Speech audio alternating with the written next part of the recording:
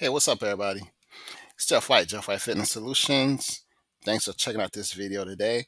And today, we're going to talk about an age-old question that many people ask over the years. Is your home an asset or a liability? I've seen many people debate this question over the years, see many financial gurus talk about it, and many people say that your home is an asset. Well, we're going to talk about that today.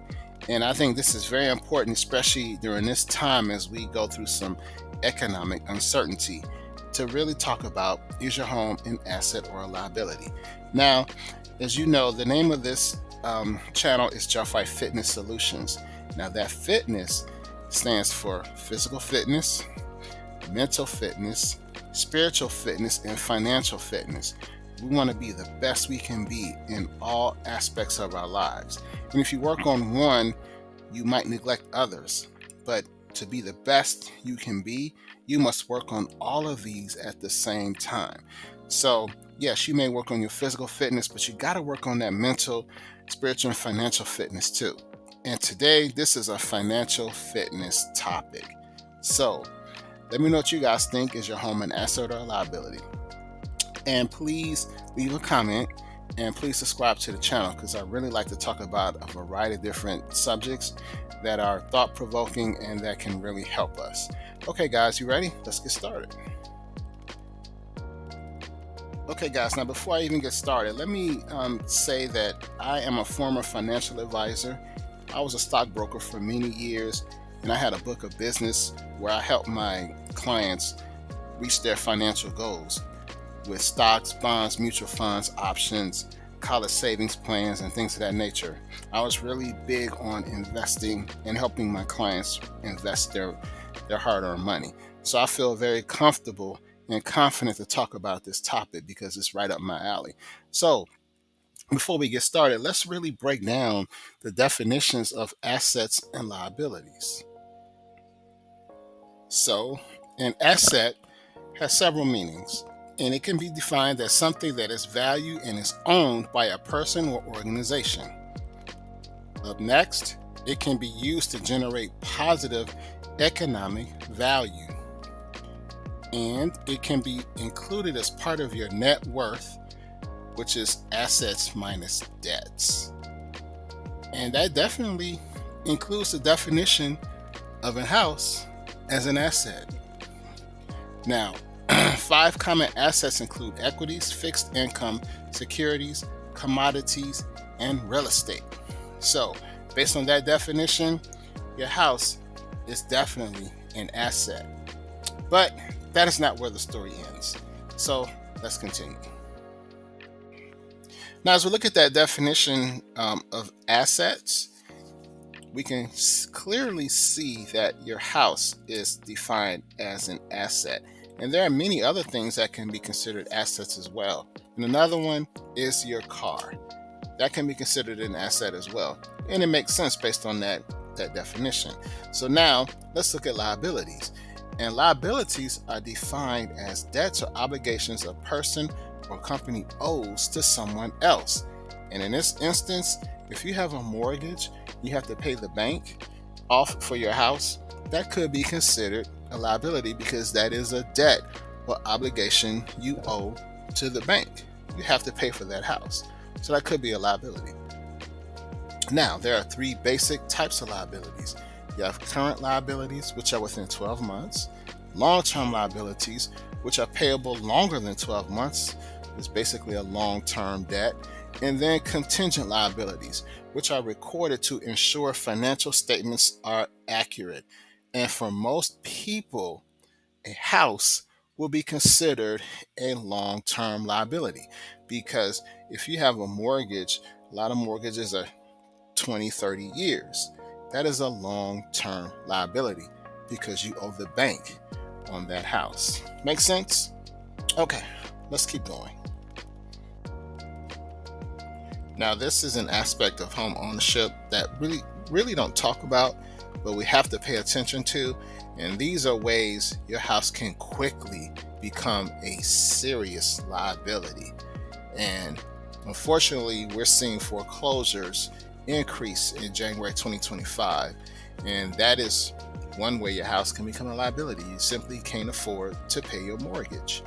And another reason it can become a liability is you can't afford to pay your homeowner's insurance, or your home repairs get too expensive.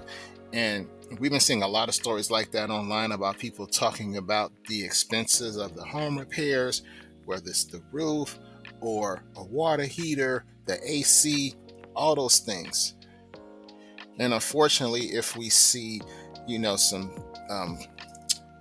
weather events like hurricanes, tornadoes, forest fires, that homeowner's insurance can just destroy a person.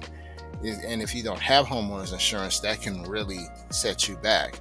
And another thing that can really impact your home and make it a liability is the HOA fees, homeowners associations.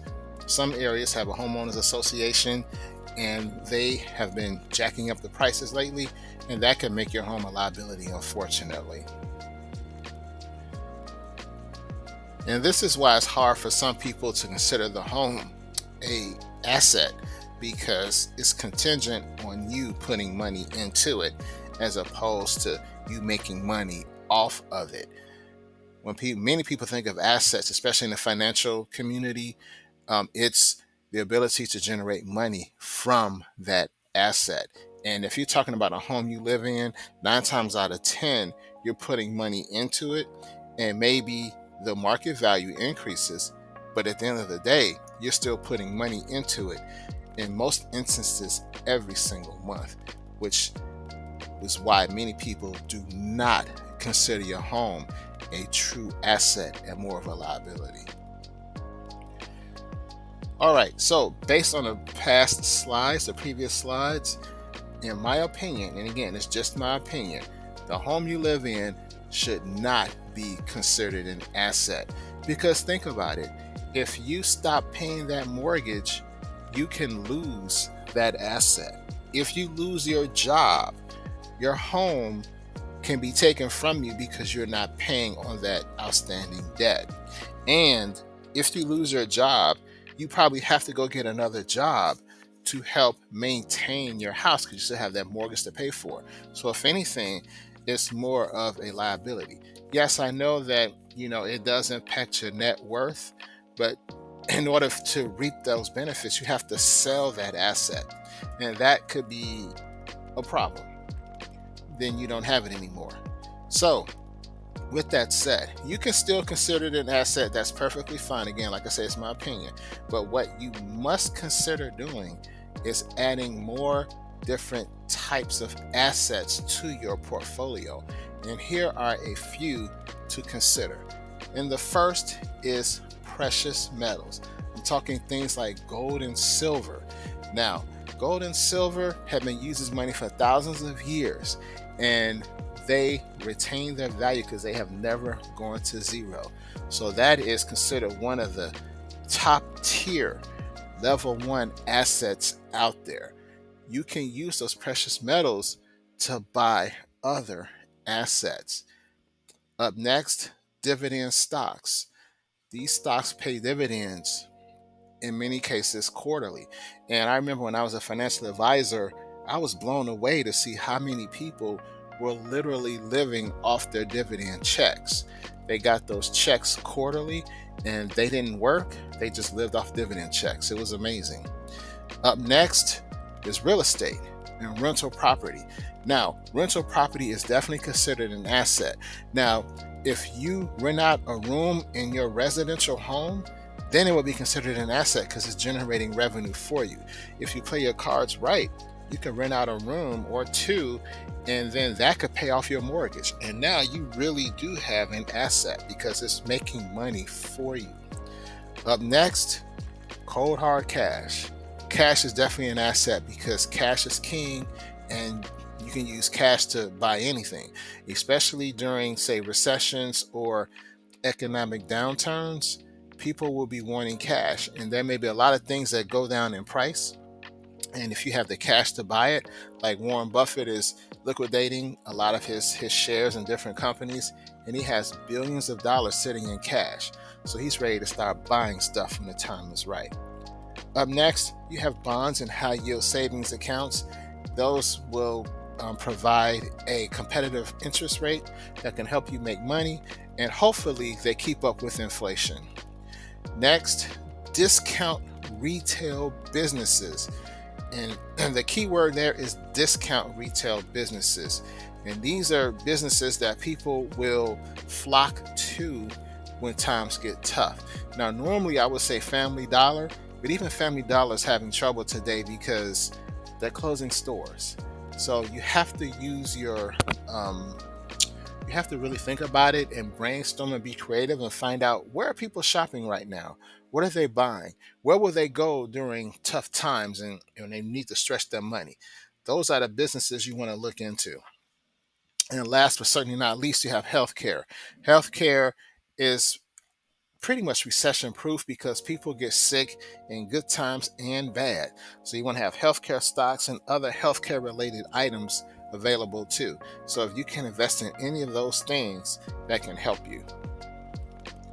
And also, you can see right here on the screen, I have a picture of one of my online courses, and it's titled Tired of the 9 to 5, How to Retire Early with Passive Income.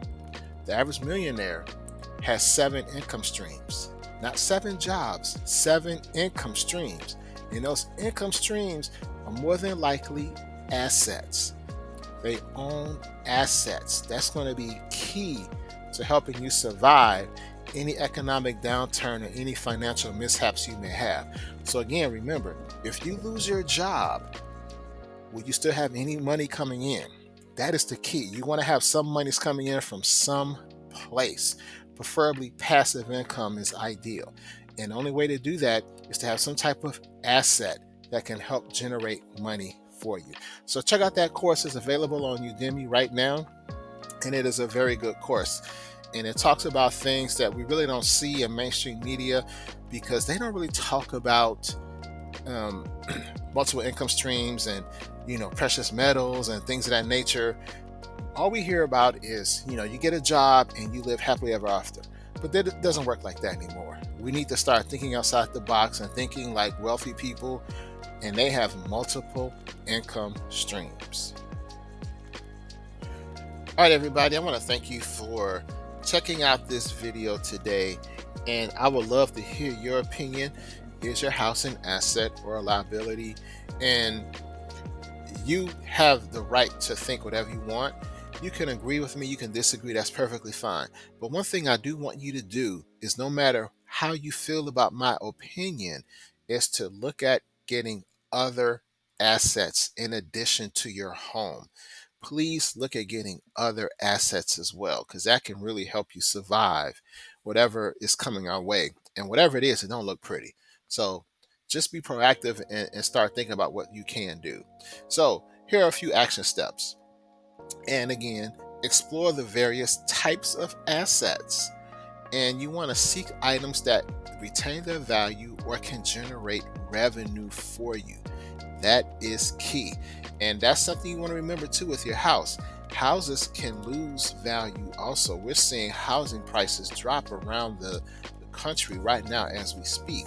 And we're seeing that especially in the DC area, I believe, with a lot of people starting to put their homes up for sale because of the unfortunate layoffs in the federal government.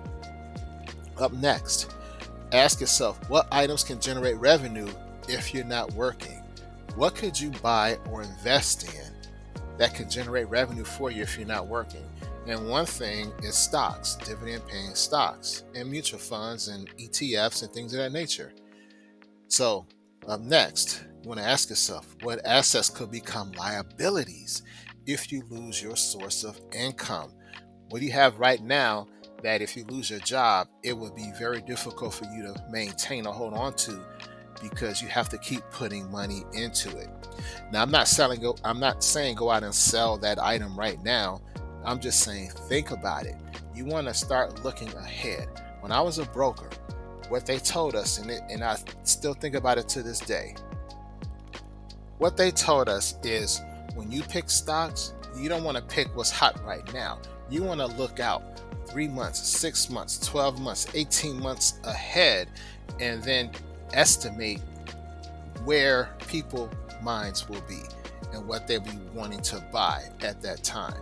And I just applied that to my life. I'm looking at the trends of the world right now, and I'm asking myself, where will the world be in 3 months, in 6 months, in a year? And I'm looking at that and I'm preparing for the future. And that's the same thing you want to do here. So ask yourself, what do I own that will become a liability? What do I own right now to become a liability? And if it does become a liability, what can I do? How can I protect myself? One way to protect yourself is to have cash on hand to protect yourself, or again, look at creating other asset streams that can generate revenue for you that can help cover that if something were to happen. So next, you want to determine which assets will perform well in inflationary times. So ask yourself, if times get really tough, what assets do I think will do well? What assets will increase in price or value, or what can generate the most money for me during difficult economic times? See, these are the questions you have to ask yourself. And then once you do that, then you can start moving in that direction to acquiring or accumulating those assets. And last but certainly not least, and I just said this too a little while ago, diversify and accumulate various assets in different asset classes. Get a variety of different assets. See, I remember when I was a broker, they would tell us to diversify. And when they said diversify, they meant get a small cap stock, a government bond, a mutual fund, a growth fund, things of that nature. That's not really diversification. That's buying stocks. True diversification means having rental property, having small businesses, having precious metals, things of that nature. That's true diversification. So if one asset class collapses, you have others to pick up the slack. Look at it like this. If the stock market crashes, chances are the majority of the stocks in your portfolio will crash also. But if you have something else outside of that, say a little bit of gold and silver, that will probably still maintain its value. And if that maintains its value, you can then liquidate some of that to buy more of the asset that has crashed. You got to have a strategy. I'm not saying that's what you do, but you must have a strategy and a plan of action. All right, guys, so that is the video today. Thanks for checking me out. And I do have a couple of more of my products here. I have two of my books here on Amazon available, as you can see. The first one is the book, Invest for Success, Millionaire Wealth Strategies Not Taught in School. This is basically the book version of the online course that I showed you in the previous slide. And the next one is for children. It's the Planting Seeds book, The Kid's Guide to Entrepreneurship. Now, they don't really teach this in school like I believe they should. They teach our children to just, go to school and get a job and live happily ever after. But as you can see with all these layoffs, I don't think that's going to happen anytime soon. So it's critical that our kids know they have options. And one of those options that they could do is create their own businesses. And they can start at a young age of creating their own assets. So, all right, guys, thanks for watching. Let me know what you think. And please leave a comment. Please share this video. This is a debate that will probably go on forever. And I may have helped answer some questions or may not, but that's okay. But let me know what you think. And we will talk soon. Take care. Peace.